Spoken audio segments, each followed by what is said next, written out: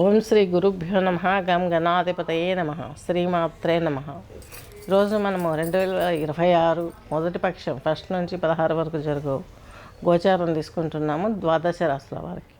ముందుగా తీసుకున్నట్లయితే మొదటి పక్షంలో ఏ గ్రహం ఏ రాశిలో తీసుకున్నట్లయితే శని రేవతి నక్షత్రంలో ఉన్నాడు, రాహు వచ్చేసి కుంభ రాశిలో ఉన్నారు, అలాగే రవి కుజుడు బుధుడు శుక్రుడు వచ్చేసి ఇక మీనరాశి ధనుడు రాశిలో ఉన్నారు, కేతు వచ్చేసి సింహరాశిలో ఉన్నారు, గురువు వచ్చేసి మిథున రాశిలో ఉన్నారు, చంద్రుడు వచ్చేసి ఈ యొక్క వృషభ రాశిలో సంచరిస్తున్నాడు.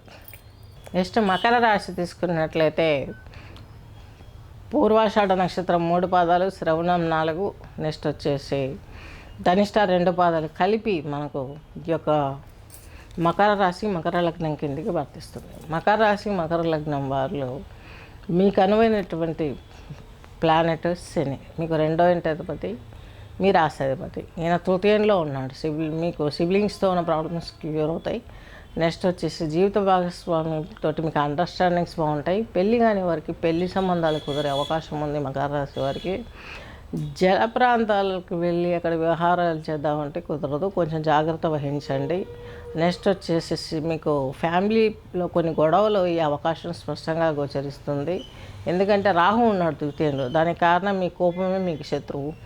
దాన్ని కంప్రెస్ చేయాలంటే దుర్గా ఆరాధన, దుర్గా ప్రదక్షిణలు చేసుకున్నట్లయితే, పూజలు చేసుకుని మంగళవార దీక్షలు చేసుకున్నట్లయితే మీకు మంచి జరిగే అవకాశాలు స్పష్టంగా గోచరిస్తున్నాయి. వ్యయాధిపతి అలాగే తృతీయాధిపతి అయినటువంటి బృహస్పతి మీకు మీకు 6వ ఇంట్లో ఉన్నాడు. ఇది కొంచెం శుభసూచకమే. 6, 8, 12 స్థానాల పదులు 1 రాశిలో కొను మీకు చాలా వరకు ఈ యొక్క రుణ ఒత్తిడి క్లియర్ అవుతుంది. శత్రు రోగ ప్రాబ్లమ్స్ క్లియర్ అయ్యే అవకాశాలు స్పష్టంగా గోచరిస్తున్నాయి.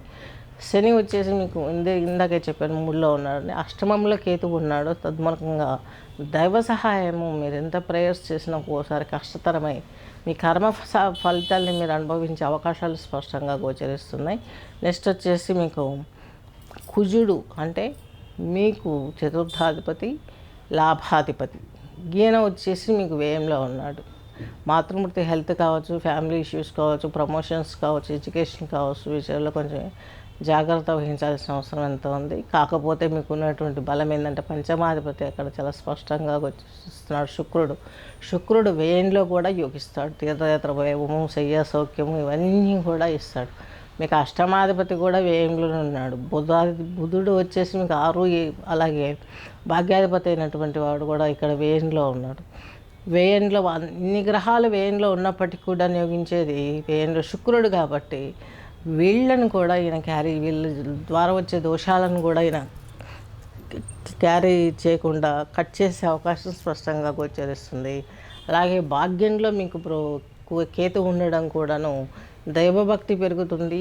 అలాగే యోగ శాస్త్రంలో ఉన్నవారికి, అలాగే కొంచెం కళాత్మక రంగాలలో, రాజకీయ రంగంలో ఉన్నవారు కూడా మిశ్రమ ఫలితాలు గోచరించే అవకాశాలు స్పష్టంగా గోచరిస్తున్నాయి. స్వస్తి.